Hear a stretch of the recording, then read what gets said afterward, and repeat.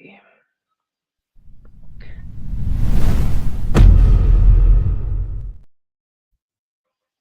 And we are live.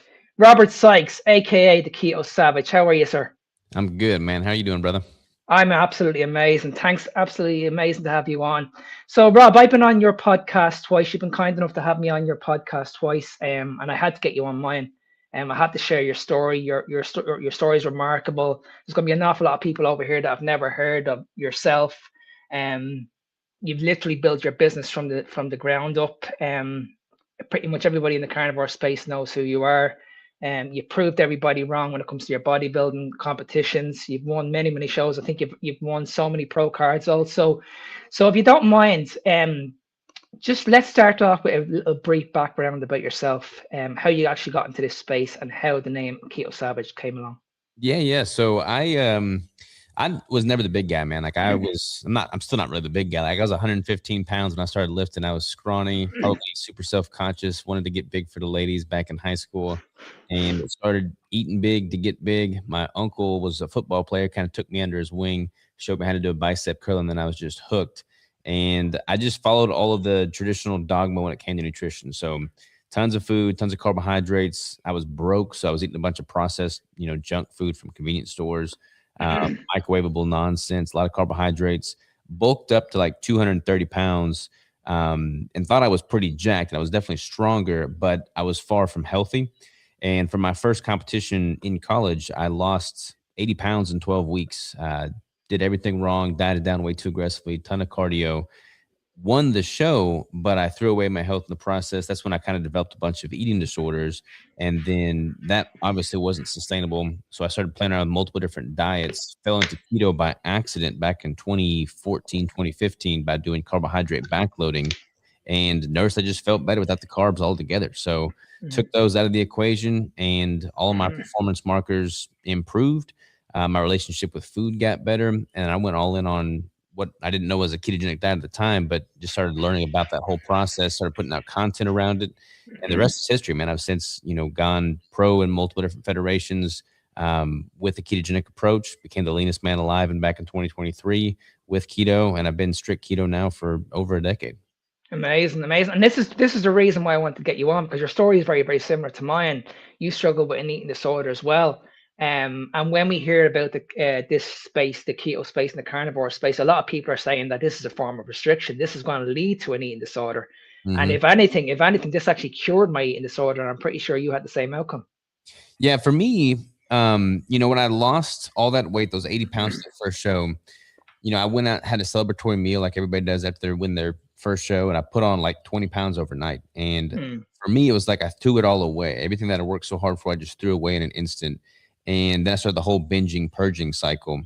And I think a lot of that stemmed from, at the time, the foods I was eating was just bad foods. Like I would eat sweet foods, I would eat junk food, I would eat, candies and cookies and stuff like that. And there was always a sense of guilt around the food that I was consuming. I think that guilt is what kind of manifests itself in that negative feedback loop. Whereas with keto, especially when I started it way back then, there were no keto treats, there were no, keto desserts. Like it was just real food. And I think mm. by removing the guilt associated with what I was eating, I could break free of that eating disorder much more effectively.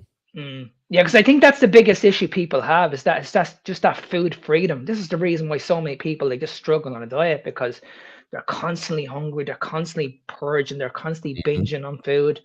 And this was me for a very long time. I was like you, I was on the carbohydrate diet, and I couldn't understand why I had to eat on a regular basis, and I never had that food freedom ever. Mhm. Plus, I mean, it's way tastier, honestly. Keto carnivore, like Yeah, once your body acclimates, once your yeah, once your taste buds actually become legitimately like they're supposed to be, yeah, I mean, real food just tastes better, you know? 100%, 100%. So what did a typical day look like back then? Man, back then, I mean, I remember going to the gas station getting those 800 calorie macho chimichangas, and I would eat those because my goal was just to eat calories. Like I was trying to get as much food in to try and gain weight. So I was, in college in the beginning. So I was doing like the meal plans through college. So I would just drink a ton of milk, eat a ton of cereal, those macho chimichangas, and then just whatever meat that I could. But it was like, I mean, it was 6,000 plus calories a day to get to 230. and I don't know what my macros were offhand, but I would eat.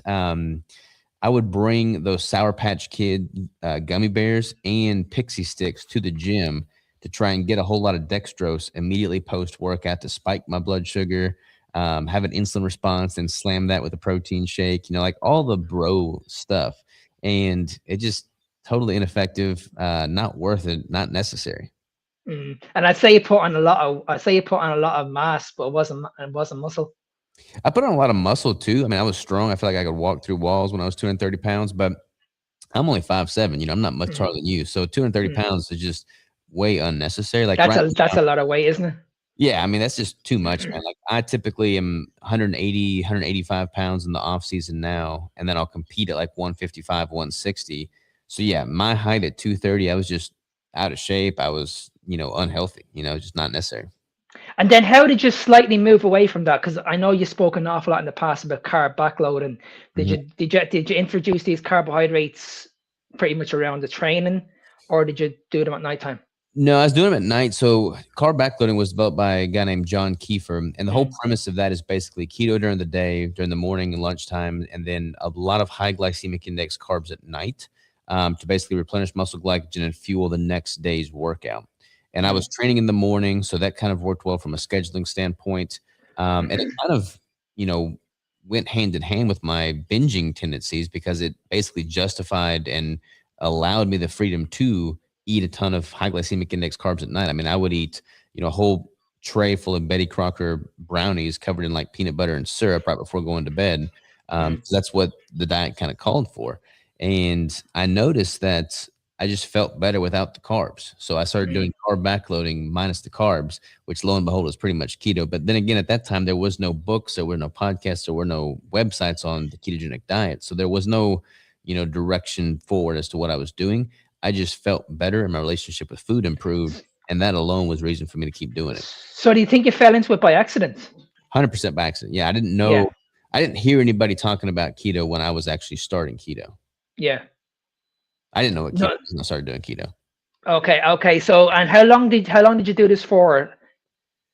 Man, this would have been, I did, my first show was in 2012, and then I did 2 or 3 shows in 2014.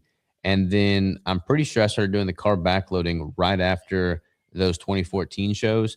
I don't remember what month it was, and I don't remember how many months I started doing carb backloading, probably just a few, before I just removed the carbs altogether. So it would have probably been the latter part of 2014. And that I know, my first like introduction to ketogenic dieting from like somebody talking about it Mm, was Dom D'Agostino, who's a good friend of mine yeah. now. He was on Tim Ferriss's podcast, and he did a podcast on the ketogenic diet. He's talking about like eating a bunch of canned sardines, talking about measuring blood glucose and ketones, and that was the first introduction I had to it in podcast form.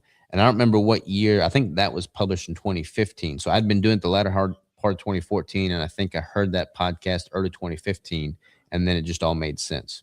Mm. Do you think that's the biggest misconception people have eating this way when it comes to muscle glycogen, that you're not going to be able to um, repair it because you need carbohydrates? This is what we hear all the time, is like, okay, you're not going to be able to replenish muscle glycogen because you're depleting your body from carbohydrates. Do you think this is the reason? Because a lot of people say that when it comes to this lifestyle, this is a great way for maintaining muscle, but when it Mhm. comes to like building more muscle, you're going to struggle.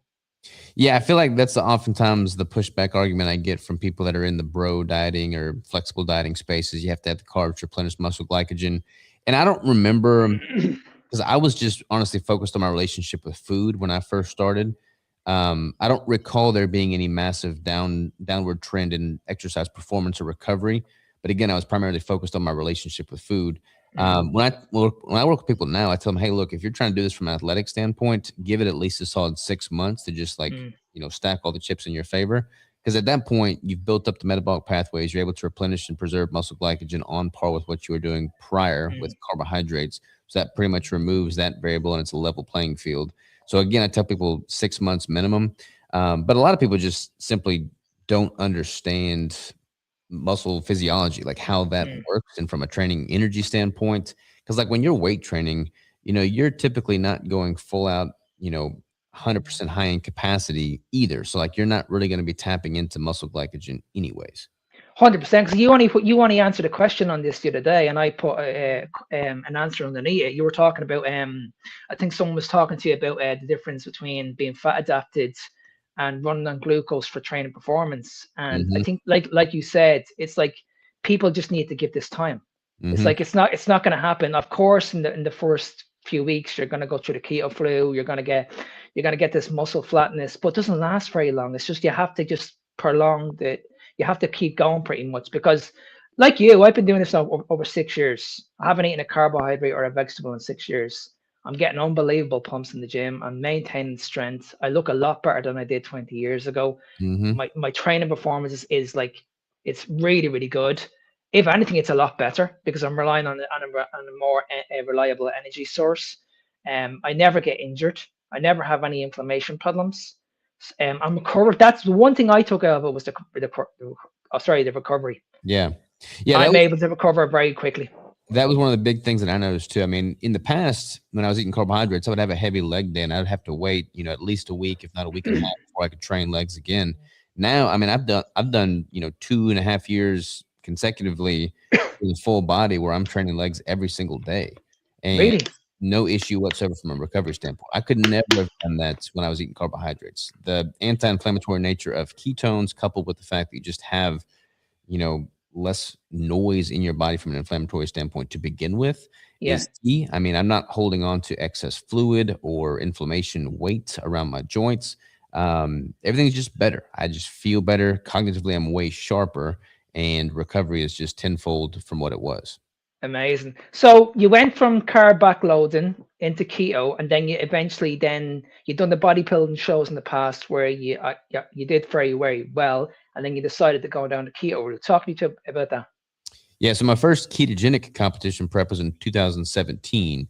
And I had learned, I mean, I'd been following keto for quite a while. By that point, I wanted to just go through it from a ketogenic standpoint to see how it compared to what I'd done previously with carbohydrates. And I'd gotten leaner than I'd ever gotten before. And I've changed my protocol slightly since then in just what I've learned since 2017. But what I found that was very fascinating back then is I wanted to see how low I could take my protein Mm, without experiencing any loss in lean tissue. I mean, normally when bodybuilders go through a prep, they'll keep protein at a constant. They'll start with high carbs, drop carbs, and then fats typically very low throughout. So by the end of it, the last 6 weeks or so, most competitors are walking around like zombies. Their hormones mm, are tanked. They've mm, lost a ton of strength and muscle, and they just don't feel well. And they're just not pleasant to be around. When I went through my prep in 2017, I took my protein all the way down as low as 65 grams, I want to say. And I didn't experience any notable loss in lean tissue whatsoever. mm. My energy stayed solid. I don't go that low with protein now, but doing it then was insightful because it showed me how low I could take it without any detrimental impact. And obviously, you wouldn't want to keep it that low for an extended period of time, but an acute period where you could take it that low and kind of lean on the anti-catabolic nature of ketones and the ability to have more energy coming in to train hard and keep that muscle in demand was super insightful for me. Makes perfect sense because I followed the exact same protocol that you have in your book. I competed in a competition 6 years ago, and I did the exact same thing. I knew that okay, when I was getting very very lean, the priority wasn't to build muscle. The priority was to get as lean as possible, like really really Hmm. lean. And the one thing that came out of it was my training performance actually stayed relatively high. Like I was maintaining strength. Yes, I lost a few reps in the tank, but the training performance was really, really high. And I Yeah. was able to function really, really well. Whereas compared in the past, when I got very, very lean and I was eating carbohydrates, I couldn't function properly. I was walking around, like you said, I was walking around like a zombie. I knew eventually this is not going to last. And I noticed this in the background when I was talking to the competitors, and they couldn't function properly.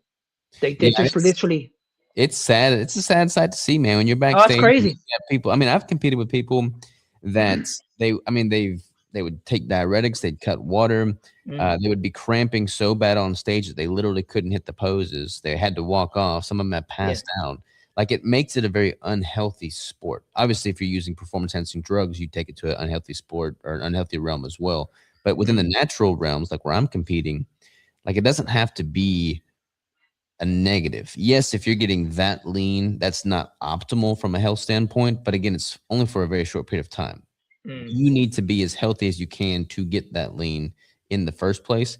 And for me, it's just always made sense. Like, if you've only got so many calories to work with, you've only got so much fuel to manipulate, you might as well make the most bang for your buck by eating the most nutrient dense foods you can. mm, And that's obviously going to be quality animal fats and proteins. So the notion mm. that you would, benefit more from a whole bunch of, useless carbohydrates just never really made sense. Yeah, because like at the moment we hear like calories are a very, very touchy subject, but you have a very, very good point there. It's basically the type of food that you're eating out of those calories, nutrient dense, what's going to keep you full, it's going to keep you satisfied. So when we look at the calorie model, I get what people are talking about. Because when we look at calories, they're not going to be perfectly accurate, but it's the information that you're getting from those calories. I think that's the most important thing. And Yeah, I think that 100%. the dogma around calories is that everything is based on calories. A calorie is just a calorie. But like you said, if you're giving your body the most nutrient dense food, and let's say you are on a very, very low calorie diet, let's say you're on 900 calories, if you're getting that from really good food, nutrient dense food, it's gonna have a major impact on your body. You're not going to be as hungry. It's not going to affect your hormones. It's not going to destroy your health. Whereas if you're eating just carbohydrate, or because when you think about it, most people will actually eliminate the carbohydrates when they're going on stage, because so they'd actually do this, and all they're getting relying on is pretty much is vegetables and protein, and that's pretty much it. But we know that when it comes to protein, it's not a good substrate for energy. So like, where are they getting the energy from? So you can see where the performance is dipping in the gym. You can see where they're struggling mentally. Everything is just in a really, really bad way. Yeah, 100%, man. Like these competitors that keep protein at a relatively high constant, they drop their carbs quite a bit towards the end.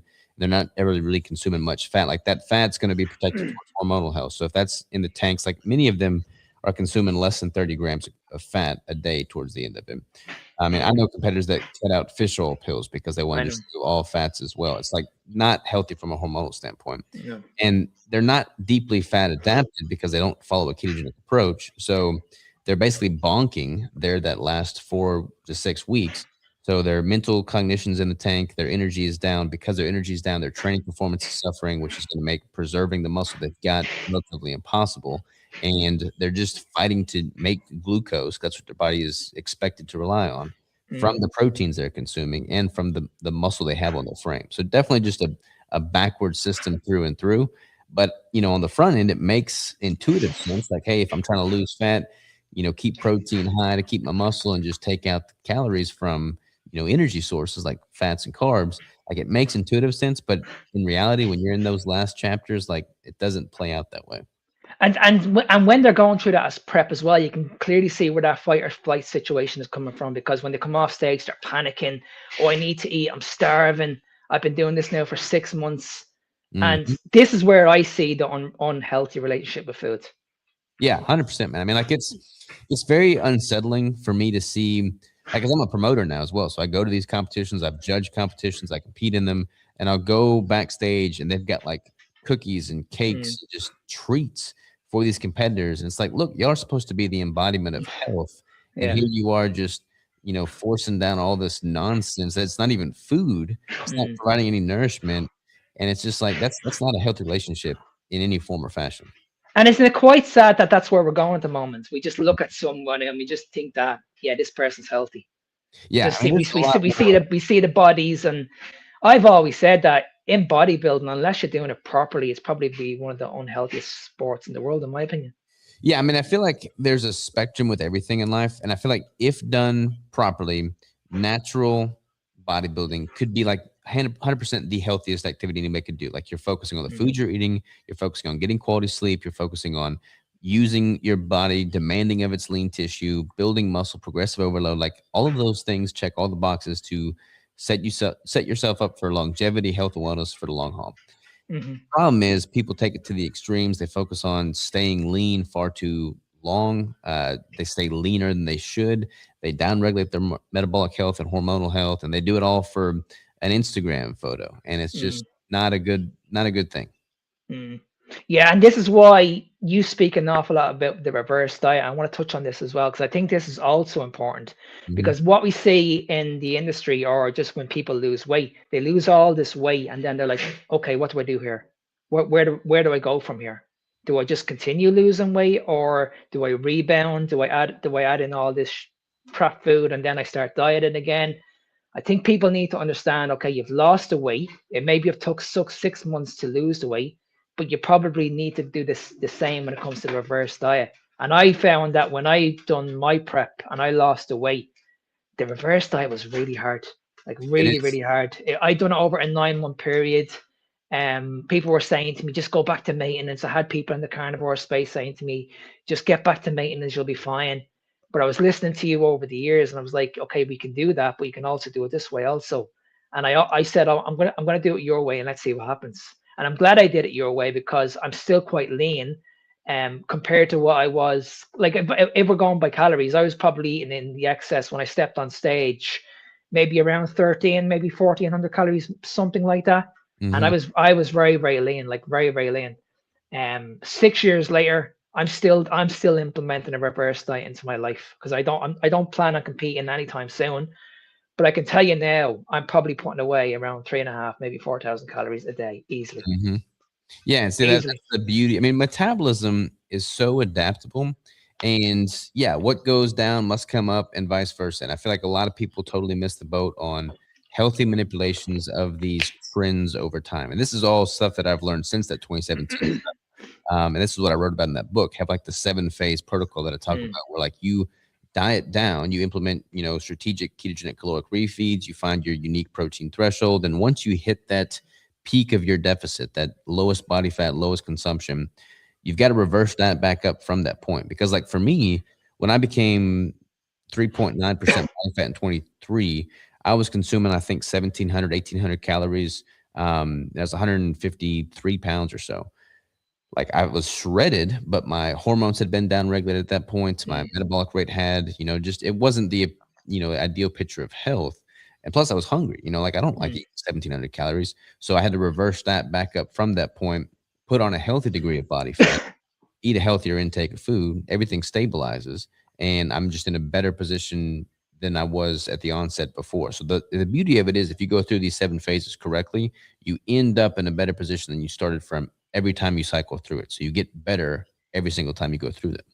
100%. And what do you think people need to avoid when they start eating this way? Because a lot of people will have their say when it comes to these keto again, or a lot of people will do this diet and they'll make so many mistakes. So when it comes to the protein, they'll always eliminate the fats. But what's the biggest mistake you see people do?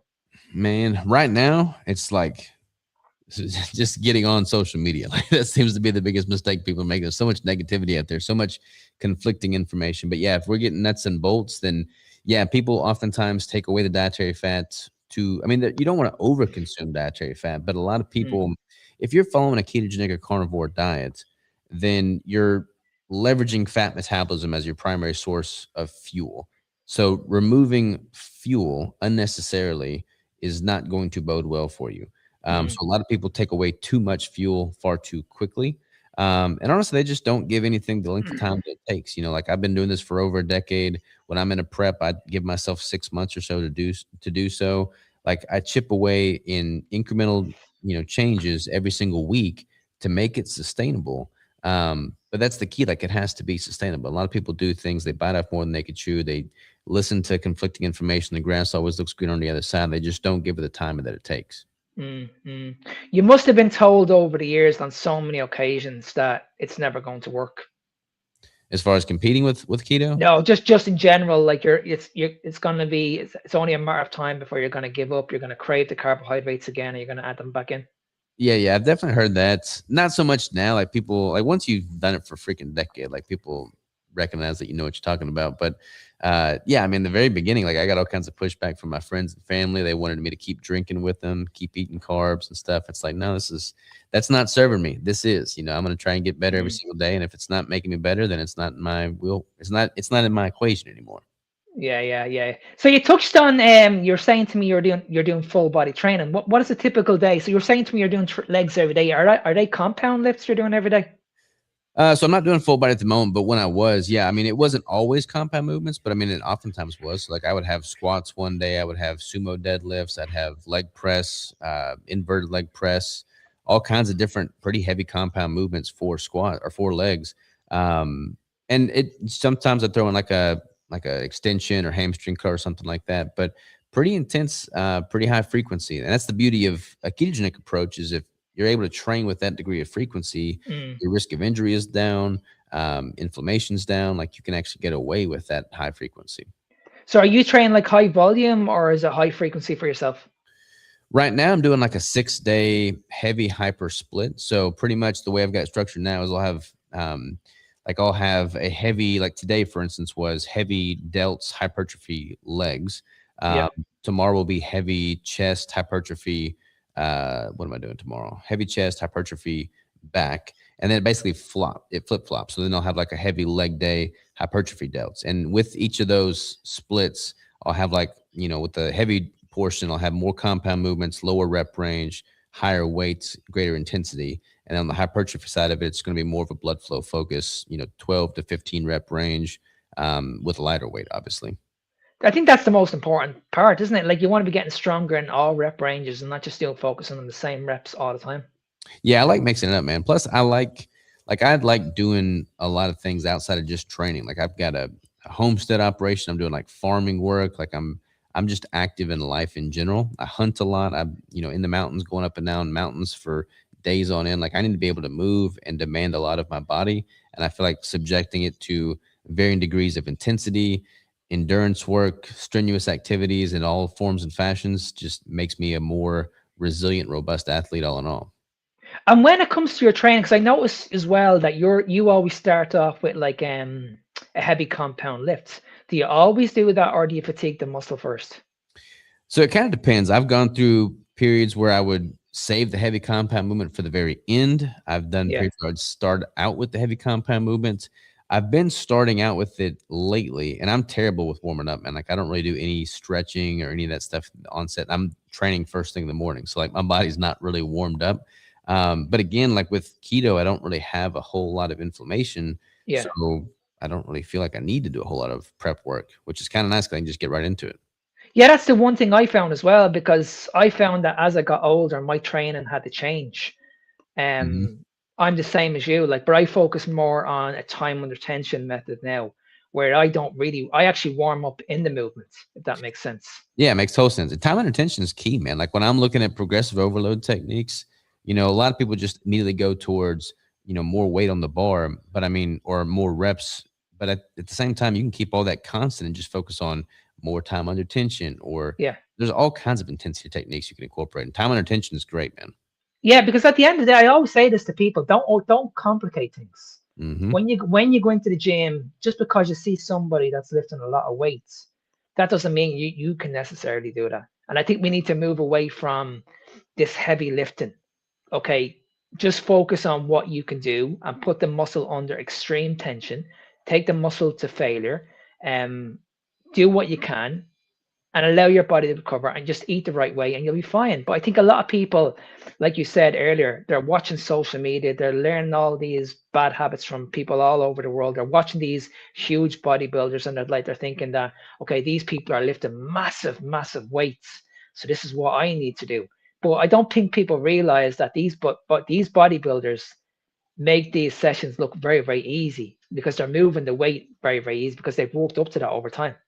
Yeah, I mean that's like the comparison is the thief of all joy, as they say, man. I mean, like I used to ego lift when I first started. Like I learned how to do these movements by watching pro bodybuilders on YouTube, and those guys are all on gear. Like they're doing stupid things. Some of them, the things they're doing are great, but a lot of it's stupid too. That wouldn't necessarily apply to, a natural teenager by any means. Mm-hmm. Like two Mm-hmm. totally different sports in that regard.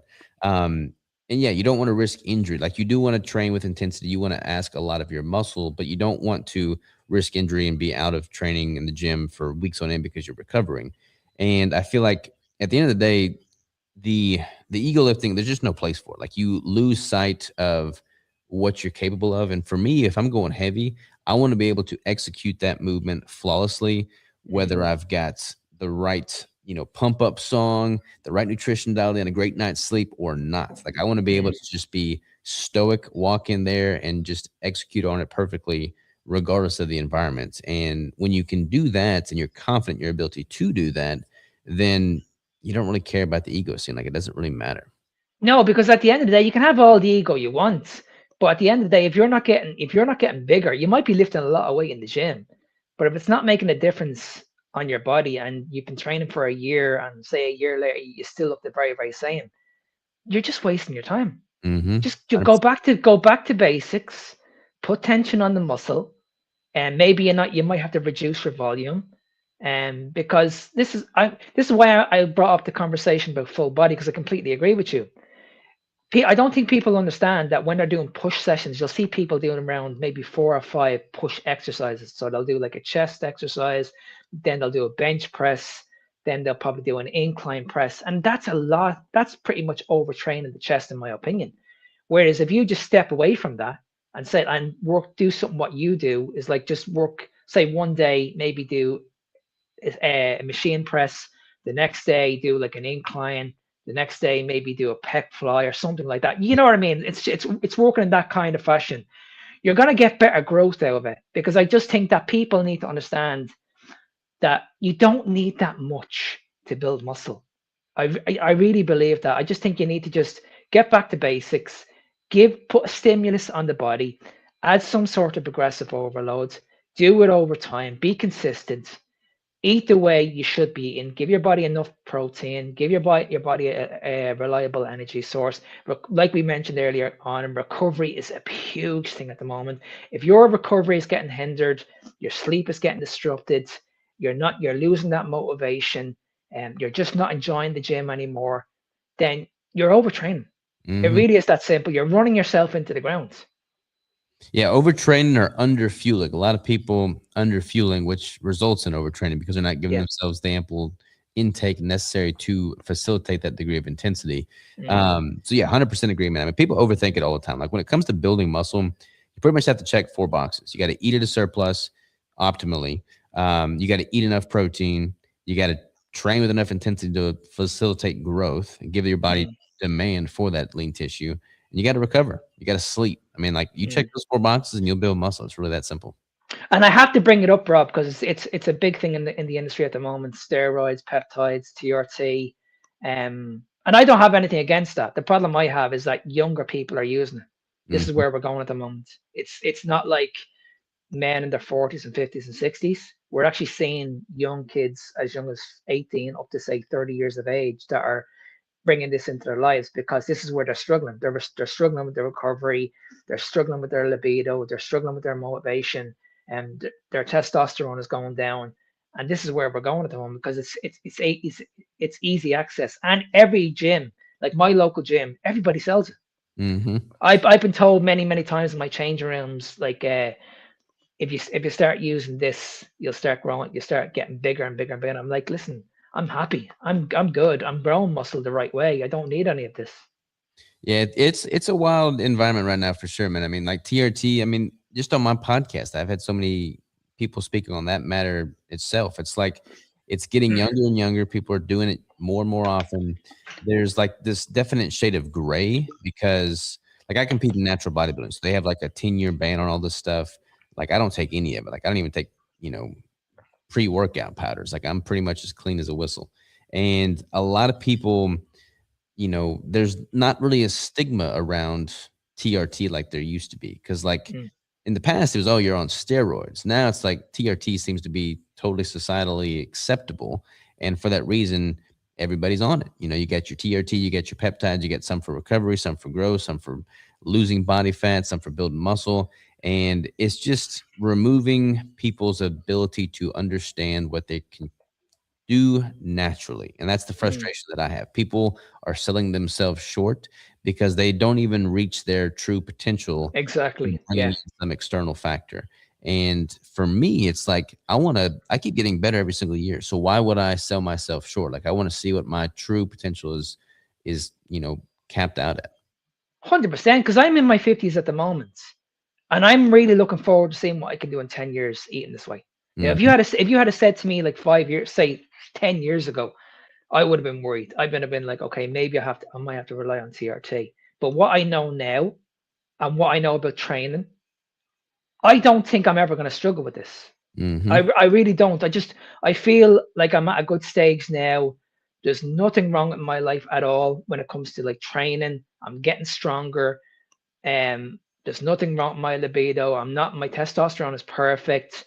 My relationship with food is good. The list goes on and on and on. It really, really does. It's unbelievable. So like again, like what you said, I don't have an issue with TRT. If you want to go down that route, that's fine. But if you're just going straight to that straight away and you're not focusing on the basics over here, that's where I have the problem. That's the thing, man. Like people, like there's all these different levers you can pull with everything. People right now, especially, are just majoring in the minors, and they don't get the fundamental building blocks in place, like the quality food, the quality activity, the quality sleep. Like that's going to be your biggest levers to pull. People can have that in complete disarray, but then look to a supplement or a peptide or TRT or some fancy frou-frou exercise movement vibration plate, expecting that to be their saving grace. Like people Mm. just need to go back to the fundamentals, give the time it takes, and they'll be surprised at what all they are able to do with the little resources at their disposal. Absolutely, because I think that's where we're going at the moment.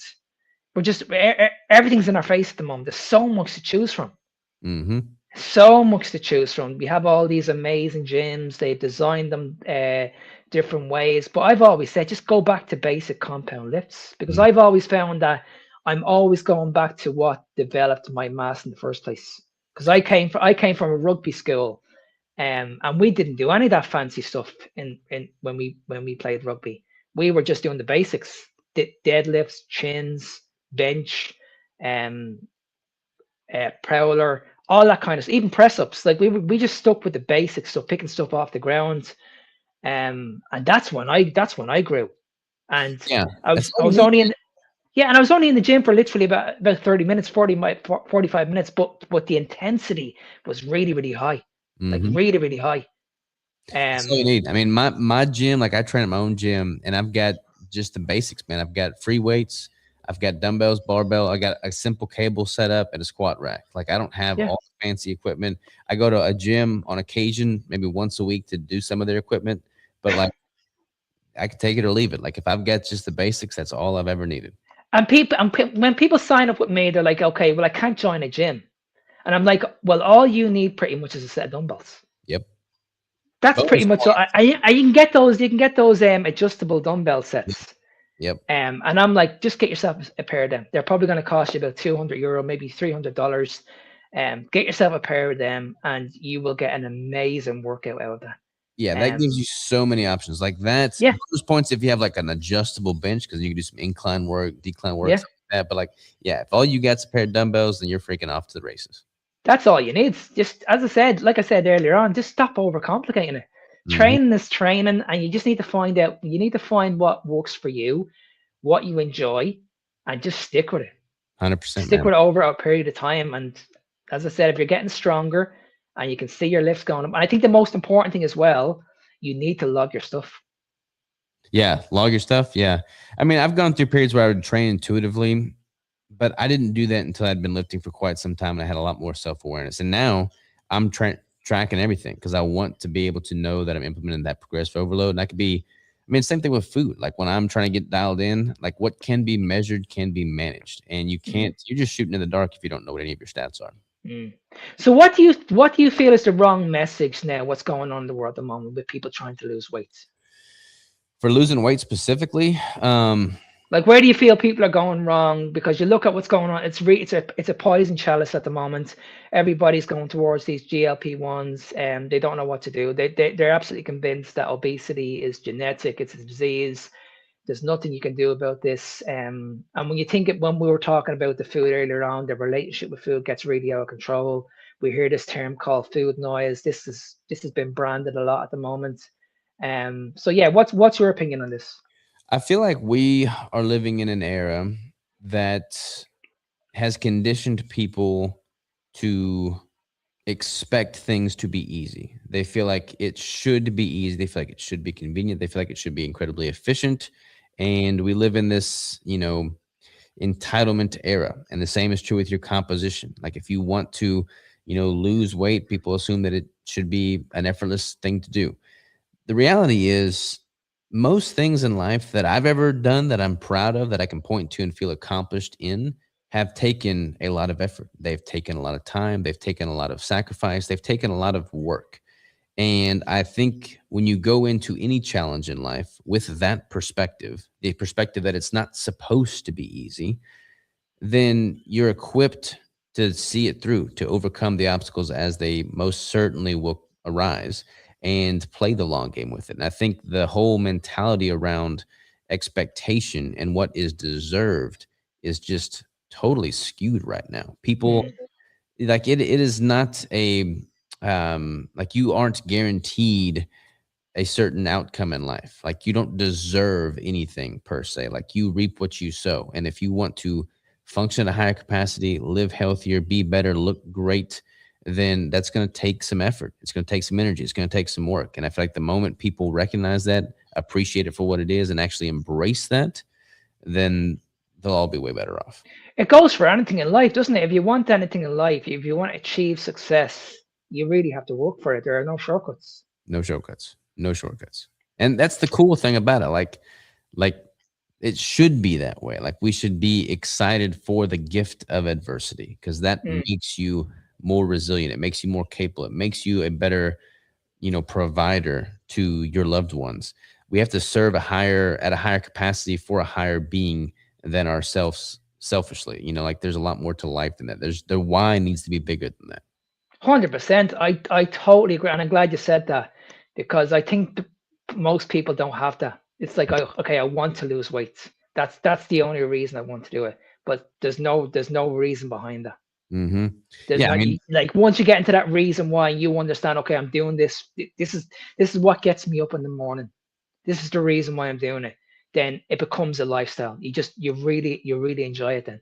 yeah, and like everything that you do in life, like I'm coming at this from the standpoint of a competitive bodybuilder, but I recognize that not everyone's a competitive bodybuilder or desires to be, and that's totally fine. But regardless of your outcome, regardless of your passion, regardless of your interest in life, whatever you do, life will be better if you are able to do it healthfully.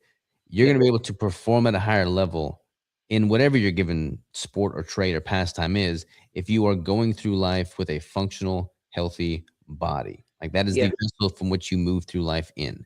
So, not taking care of that vessel, not taking care of that body, is the most disrespectful thing you can do to yourself, to God, your creator, to your family, friends, and loved ones and community at large. Because doing, a disservice to your body is just selling yourself short on how you can serve at a higher capacity. And it all starts with the gut, doesn't it? Hmm. Because what you feed the gut is always going to have an impact on how you feed the brain, or how the brain impacts the body. So, and I've always said this: before you go into the nutrition space and you start looking at nutrition and start looking at training, you really need to tap into your mindset. You need to tap in, like I said, we go back to that reason why. Why are you doing this? If you are absolutely convinced that you're not going to achieve what you want to achieve, more than likely, it's never going to happen.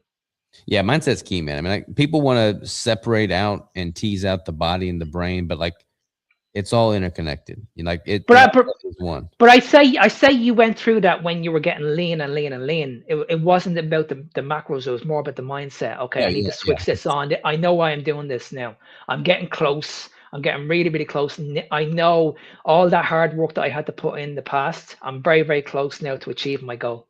yeah, yeah. You've got to have that strong enough why to see through the hard times for sure, and you've got to have, like, you got to be able to flip that switch. Like, I've been strict keto for over a decade, but that doesn't mean that I've been like, super, strict with me tracking macros that entire 10-year span. Like, I'll go through periods where I'm more intuitive. I'll go through periods where I am more strict. I'll go through periods where I'm training intuitively versus tracking everything. Like, I make it sustainable for me. And that's the key. But like, when it's time to, you know, pull out all the stops and call it go time, like, I freaking flip that switch and the Yeah, blind is on, and then I execute on the task at hand. And I feel like people just need to be able to execute, like full 100% commitment. that's where the inner strength comes from, doesn't it? Hmm. Because like you mentioned earlier on, a lot of people will wake up in the morning and they have to rely on caffeine, they have to rely on pre-workouts to get them training. But I'm kind of like you. When I get up in the morning, I'm excited to train. Mm-hmm. I've had a good night's sleep. I'm looking at my logbook. I'm tapping into my mindset. I'm doing a little bit of meditation before I walk into the gym. But the minute I hop into the car, that mindset is switched on. Yep. I'm ready. I'm ready to attack. I go into the gym and I know I'm gonna have an amazing workout. I know I am because the earphones are on. I have them very, very high. There's no distractions. The phone gets left in the locker room. It's me versus the gym, and that's it. No distractions whatsoever. Yeah, and the thing is, like, when you have that complete and total commitment, you're able to get so much more accomplished in such a shorter period of time because there is no distraction. People are always like half in, half out on everything in life. They're just half-assing everything. But when they actually commit fully, it's amazing what gets done and how you can Hmm. accomplish things. And then once you have that happen in some form or fashion with something in life, you recognize that that transcends that one thing and bleeds into all areas of life. Like the sport of bodybuilding has transcended the sport for me, and it's now bled into how I run my business, how I parent my kids, how I Hmm. live and go through life. And it's taught me so much, but like it can teach anybody those same things. You just have to fully commit and see the fruits of your labor unfold. Couldn't agree with you more. Couldn't agree with you more. Let's talk about your keto brick because I think you mentioned in the past that this was just basically something that you thought up yourself, and then it became this global thing. So I know an awful lot of people over this side of the world won't have heard of it. So I'll let you explain. Yeah, so the keto brick, again, like you said, was never meant to be a product that I marketed as something to sell. Like it was just something that I made for my own personal consumption back in 2017 during that prep because again, there wasn't any products at that time. Like there was like keto was not popular. So I wanted to craft something that created the macro profile that I was looking for, that was shelf stable, totally efficient, and just streamlined my meal prep endeavors. So formulated the keto brick and competed with that. I was eating them backstage when everybody else was eating rice cakes. And, you know, I was eating these things. People, I was getting some strange looks, but I just beat everybody else. Like I beat all the competitors. I couldn't really talk down on them. And then I was documenting that prep on YouTube, and people kept asking, like, hey, what is that thing? Where can I get it? What's the recipe? How do I buy it? And I just kind of blew it off. But then I'm like, well, let's just roll up our sleeves and make this into a business. So my girlfriend at the time, wife now, that's exactly what we did, man. And we bootstrapped it from the get go. Like we slept on a freaking warehouse floor for 3 years making these things. And we've just grown it over several years now. We have a great team. We produce them all in house. Like most food companies outsource it, they have a co-packer, but I wanted to oversee complete quality control. So we've got a commercial kitchen in the room next door to me right now. We do everything internally. We don't outsource anything. I oversee complete quality control on everything. And yeah, man, we ship these things all over the world. And they taste absolutely amazing because I've tried a few of them. Appreciate it, man. Yeah, I eat one literally every single day. It just makes Yeah, it they easy. taste them. And how much fat is in these keto bricks? It's normally around 90 grams of fat, a little bit of flux depending on the flavor, but they're all about 1,000 calories, 90 grams of fat, and then again, depending on the flavor, between like 30 and 45 grams of protein. Yeah, see, a lot of people will hear that over here and they'll be like, fat, heart attack, Yeah. cholesterol. That's what Yeah. people are going to hear when they hear this. My lipid numbers are all pretty freaking awesome, so I'm doing something Mm. right. Yeah, yeah, because I'm always saying to people like, listen, there's this guy across the seas. He's selling these keto bricks. They taste absolutely amazing. This is what should be on the shelves. Yeah. Because I always see these young kids in the changing rooms. They're chewing on these protein bars, and it's horrendous. It's horrendous nutrition. Yeah, I mean, for me, like it's pretty easy to get quality protein in. I mean, you can get like jerky conveniently. You can get pretty decent protein relatively effortlessly. But to get a Mm, quality fat is kind of mm. more challenging. Most fats that are convenient are like the polyunsaturated, vegetable oils and fats. So I wanted to offer convenience factor with an emphasis on quality fat. So I'll typically have one brick a day plus a bunch of meat, and that's my nutrition. So one brick and a bunch of meat is what I eat every single day. It's amazing, isn't it? And what is that pretty much you've been doing now for years, just 2 meals a day, or are you doing 3 meals a day? Pretty much 2 meals a day. I mean, I'll have like some heavy cream in my coffee, and then I'll, work out in the morning, have my brick post workout, and then, for dinner, which will be sometime around 6 or 7 p.m., I'll just eat, depending on my macros, one or two, 2.5 pounds of meat, and then that's pretty much my typical day.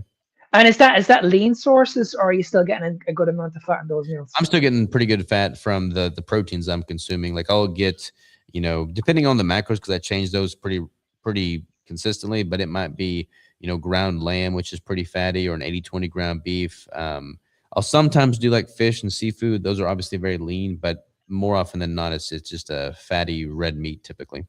Are you trying? I presume you train fasted. Are you eating pretty much straight away after your training, or are you waiting a couple of hours? Usually a couple of hours. Like I'll wake up at 4 o'clock in the morning. Typically, I'll have some coffee with a little bit of heavy cream. Then I'll train 5:30 or 6, and then my first meal will be 10 or 11 a.m. typically, which would be that keto break.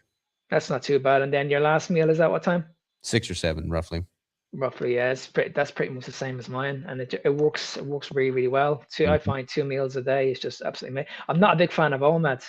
I've tried OMAD in the past, Mhm. but I found that eating that amount of food, especially that amount of meat, it's just not good. And that's how I felt I was under eating as well. Yeah, I'll, Um, I'll do OMAD only when I'm in a prep and I'm yeah. like overall intake is lower because I'll do OMAD then. But like when I'm at a maintenance intake or a slight surplus, then yeah, I typically break it up into 2 or 3 meals. Yeah, and it makes sense because as you get leaner, you want to be taking away that food. You don't want to be thinking about food Hmm. at all. So that just having that freedom of just having that one big meal, and it makes things really really good because you're not thinking about food all day. You're just Exactly. sitting down having that big bolus of food, and then you're going to bed and you're happy and you're getting a good amount of sleep. Because the one thing I noticed was when I was having that one meal a day, I was having it very very close to bed. So I was having it around 2 hours, and my sleep never got disrupted at all. Even though I got very very lean, because I heard this from so many people in the bodybuilding space that when they got extremely lean, their sleep was being affected. They weren't getting deep sleep at all. They were relying on magnesium. They were relying on different supplements.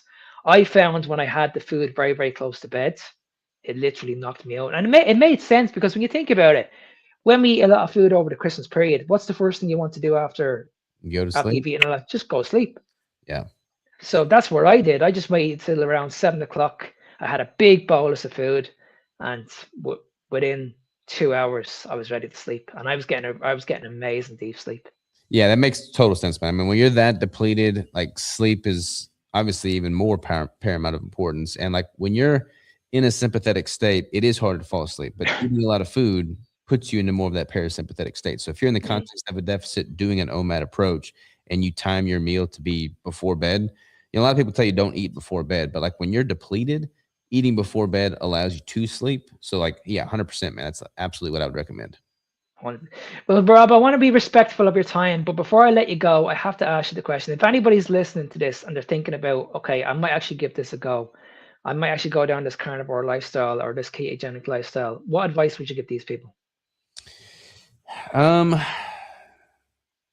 This is a loaded question, man, because lots of different ways I could take this right now. I've been spicy online lately because there's just been so much negativity.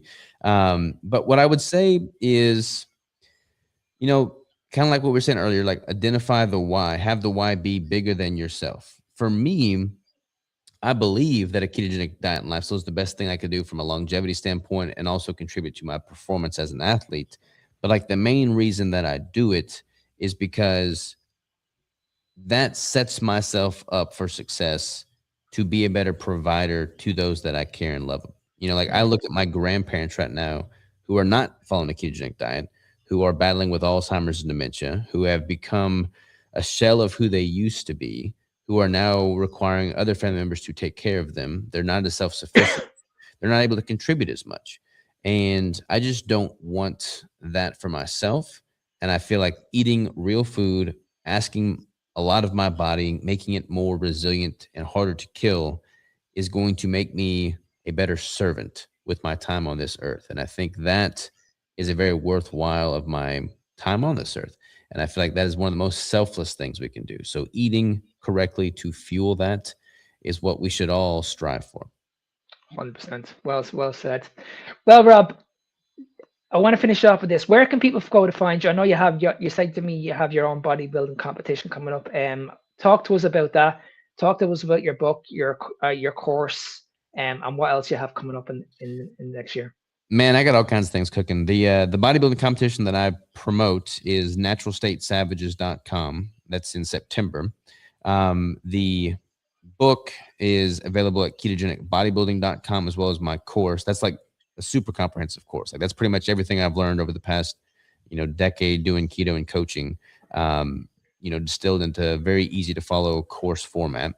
The keto bricks are at ketobrick.com.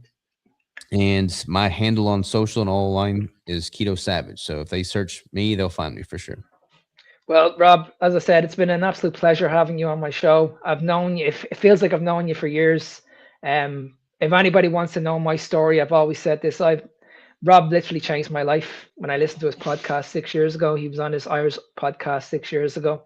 And I was like, you know what? If it worked for this guy, it's going to work for me. So, Rob, honestly, I've said this to you before. I can't thank you enough, and I can't absolutely thank you enough for coming onto this podcast today. And I wish you all the best. Hey, man, it's been an honor. It's been a pleasure. I think the world of you as well, brother. And if there's everything that I can do, man, you just keep me posted. Let me know. Like, we need people fighting the good fight for the right reasons to help humanity, and you're doing just that. So keep doing what you're doing, man. Always a pleasure, man. Thanks very much for the feedback, and we'll speak soon. 100%. Appreciate it, Mark. Thanks very much, buddy. Yeah.